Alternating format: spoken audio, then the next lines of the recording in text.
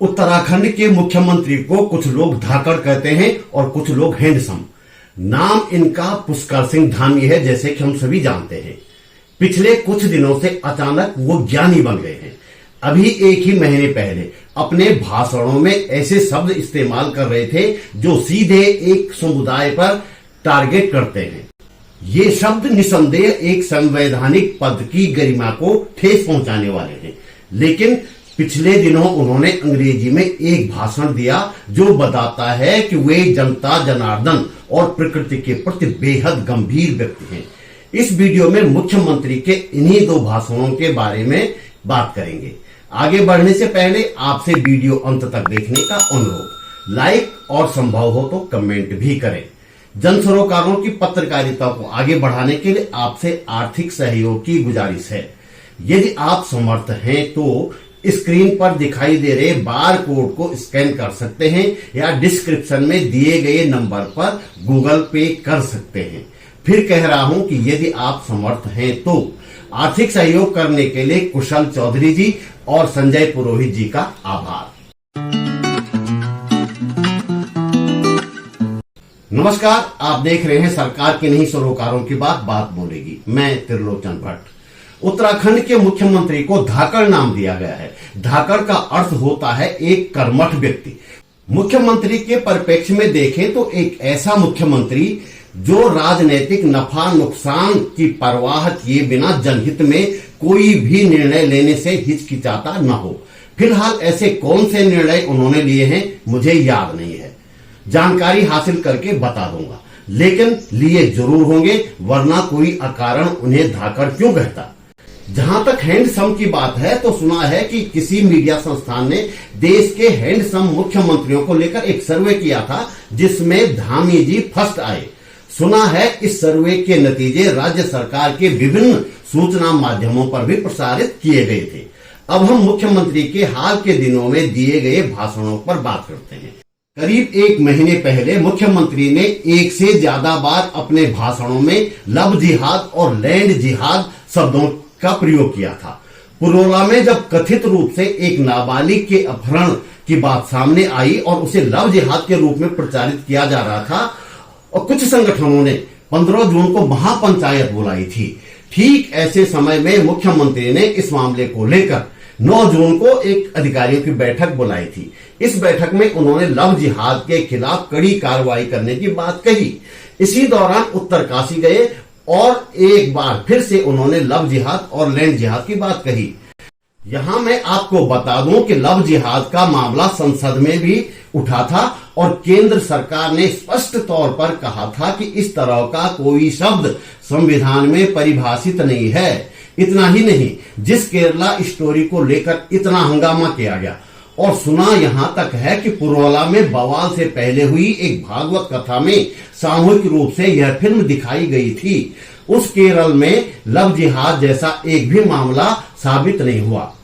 चलो, केरल में तो दूसरी पार्टी की सरकार है, लीपापोती कर ली होगी पक्का। लेकिन उत्तर प्रदेश के बारे में क्या कहेंगे।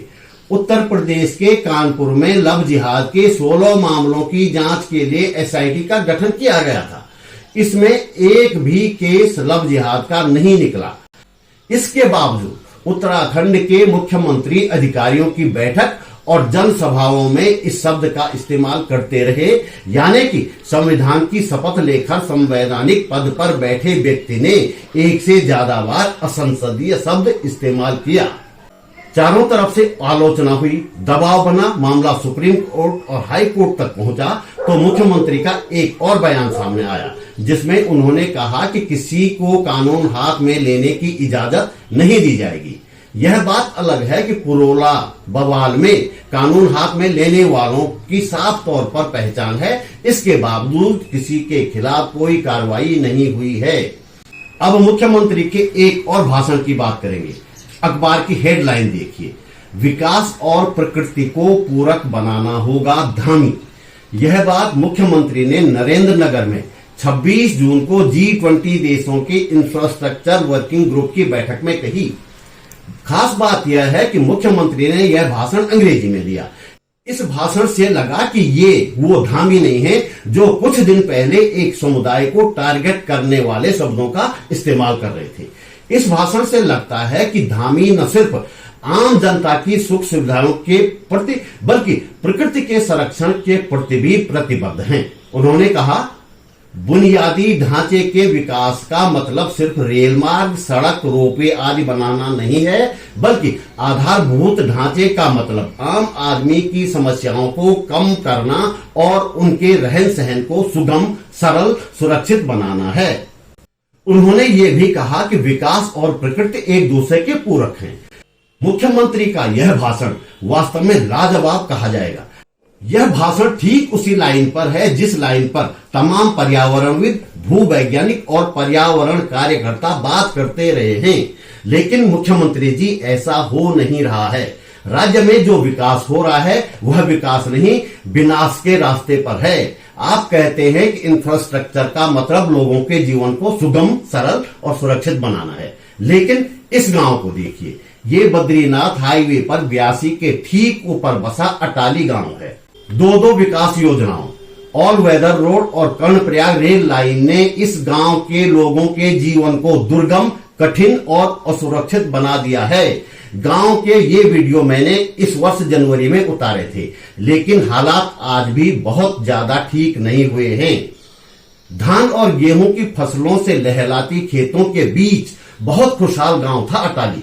पहले ऑल वेदर रोड और फिर रेल लाइन का काम शुरू होने के बाद गांव के खेत ढह गए हैं, घरों में दरारें आ गई हैं, कई घर तो पहले ही हटा दिए गए थे। गांव का पानी का स्रोत तक सूख गया है और तो और सड़क से गांव तक जाने का रास्ता भी सलामत नहीं रह गया है।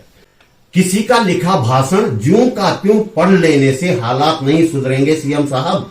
तथाकथित विकास योजनाओं की भेंट चढ़ गई, अटाली जैसे दर्जनों गांवों की सुध लेनी पड़ेगी। तो दोस्तों, इस वीडियो में इतना ही। वीडियो अंत तक देखने के लिए आपका आभार। जल्दी मिलते हैं एक और वीडियो के साथ। नमस्कार।